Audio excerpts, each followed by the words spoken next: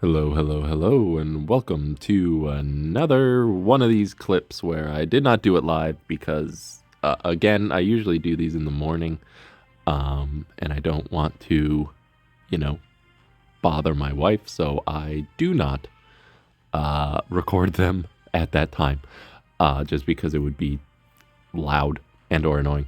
Anyway, I have another one for you today. This was a good kind of grindy one for the draft. They first picked Lua, and they banned my DJB.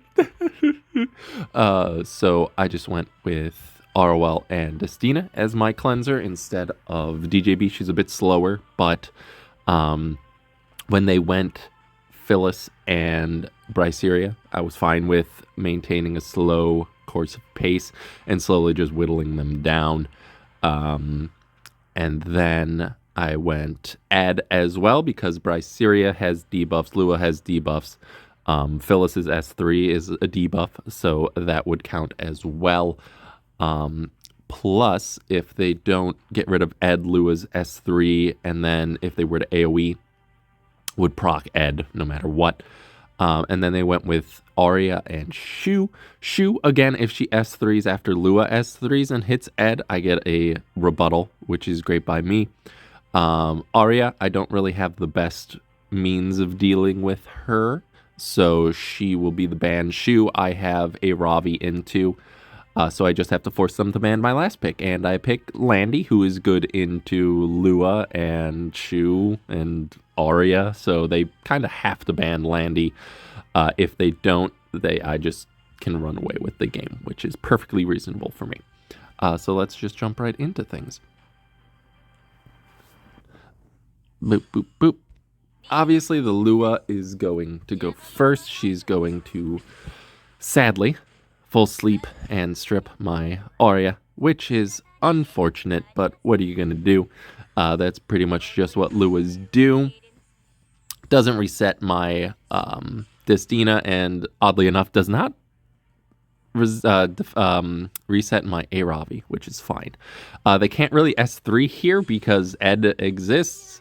Bryceria is going to S1 into Aravi, no dice. The Bryceria more than likely has no effectiveness whatsoever, so Aravi is going to resist the hell out of that. Thank God for ER. And then Pyllis, again, not really going to do much. She also has enough effectiveness to strip and provoke my 150 Arowell. Again, fine. Bryceria did not go back into stealth, so she is going to be the focus of my aggression. Shu doesn't really want to S3 because Ed has a debuff on him, which is fine. I'm quite all right with them not pressing the funny buttons. So now Bryceria is going to be going down, which is great for me because that opens up my Aravi's S3, that opens up my Destina's S3, and both of those will be very helpful in the future. I get a dual attack with Arowell. I don't know that it really mattered. It just really kind of forces her to S3, but she got put down to immortality anyway, so she was probably going to S3 anyway. So really not effectual. It's just that Ed's S2 now actually kills her, but Aravi decides to steal the glory from Ed and kill her.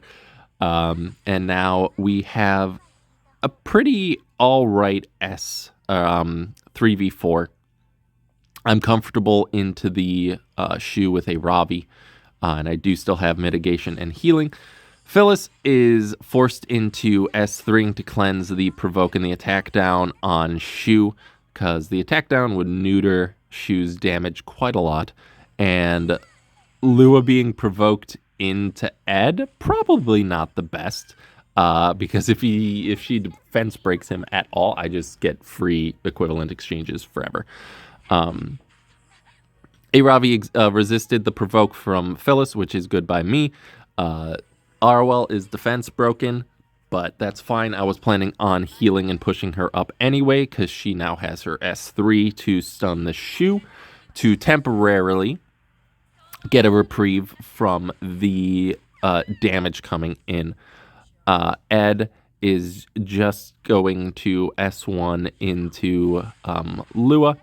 Another dual attack, doesn't matter. Unless those 11 points of damage matter. It didn't. Spoiler alert, it did not. Just going to keep going into Lua. She is my next target. Because I don't really want to hit Pyllis and give everybody a defense buff quite yet. Sleeps my Aravi, which is fine. Don't really care about that. Aravi is just going to sit there and be a nuisance forever. I do get some good tuning there. The Shu wasted her turn before the Pyllis could soul burn and cleanse the stun, which is fine. Don't really care. Resist that provoke as well. Shu, I'm going to go into her, try to strip the speed buff. No dice, which is fine. Destina really doesn't need to do anything here. So she's also going to go into the Shu just because if Shu were to counter, Destina more than likely wouldn't do much. Lua goes into Arowell, and that's fine. Ed is also going to go into Shu because if she counters and I have a debuff, I will get an equivalent exchange, which also works for me, so I don't really care. I didn't get any counter. This Shu was just a sleepy baby today, which is fine. The Pyllis, again, has her S3 available. Thanks to the soul burn spam, she can just kind of keep doing that however much she wants. No dice again. Unfortunate, but it's fine. Arowell probably going down here, and they make sure of that by getting a dual attack with Shu. But that's, again, perfectly fine. Do not care about that all that much.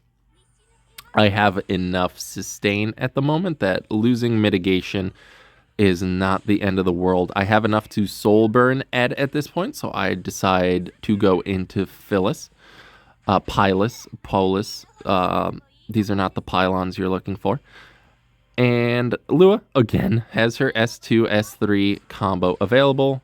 Aravi spent a lot of this game being a sleepy sheepy, but what are you going to do? You can't really avoid that all that much. Pyllis can go down whenever she wants, which is great. Shu is really at a catch-22 here because they can either wake up the Ed or wake up the Aravi equivalent exchange or just hit Destina, which won't do anything if she misses. And she's kind of forced into going to Destina. 500 damage, nothing. I can take that forever. S1, null the dual attack. I think we're about even on dual attacks at the moment, so I really can't complain about that. It is a 3% chance, but by God, 3% chance happens a lot more often than you would think. Lua, back in, going to S1. The Destina gets the defense break, which is hilarious to me, but I was going to cleanse everybody and revive anyway. Because now, Shu has her S3 available. So she's probably going to rip that as opposed to solo attacking the Arowell. And since the S3 has lesser damage and I got revived without Aureus, I'm not going to die immediately. So now we have Arowell up again. She's just going to try to strip some of the buffs from Pyllis. I get the non-crit buff, which is great. That way I can pretty much guarantee her kill. Strips to Aureus, again, perfectly fine by me. I don't really care, because that means that if she attacks anybody else other than Arowell, I won't be really taking any damage, and I'm good with that. Ed just going to finish the Pyllis off. Arowell is going to go into the Lua, strip the crit resist, and I am going to use this opportunity of no mitigation, Frenzy 6, near Frenzy 7, and no crit resist on Lua to just S1 with Ravi and take out the Lua, and now we're at a very strong 4v1. And while Shu is a solo machine, I have faith in my units at the moment, at least, because Aravi can really whittle her down. I'm saving up souls to soul burn with Aravi's S1. Ed goes into her, actually gets the crit, which is phenomenal. Crit resist and elemental disadvantage are a lie, and they end up conceding the match there. I do not think I was in much of a trouble. They would have to S1, S2, S1, S2 with Soulburn into the Aravi and hit all of them to kill her.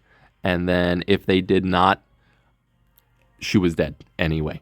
Because Soulburn S1 into Shu would have absolutely killed her. She would have lost her crit resist by that point anyway. So it was a pretty good match. Thank you to my opponent. It was very, very fun. I can't read your name. I'm sorry, but it was a very fun match. Thank you for watching this video. If you enjoyed it, give it a thumbs up, hit that subscribe button, or leave a comment down below. It actually does quite help the channel, and showing support for the people that you enjoy is always a great thing. If you did not like the video, then I suggest that you go to your local 7-Eleven and buy a 32-ounce Slurpee. Do they have the Slurpees, or do they have the ices? Oh god, I can't remember. I haven't been to a 7-Eleven in ever, maybe. I don't remember. Anyway, if you felt incredibly ambivalent about this video, then high five your dad. He's a good man.